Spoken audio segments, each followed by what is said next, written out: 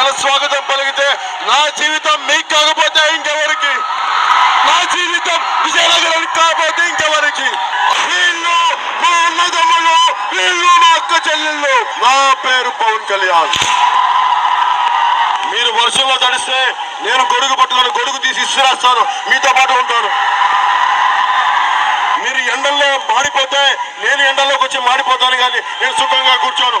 మీరిచ్చిన జీవితం, మీరు నిలబెట్టిన జీవితం మీకు కాకపోతే ఇంకెవరికి అంకితం? నా జీవితం మీకే అంకితం. మన వాళ్ళని ఆపేది ఎవరు? మన సైనికుల్ని ఆపడానికి ఆ దమ్ము ఎవరికి ఉంది?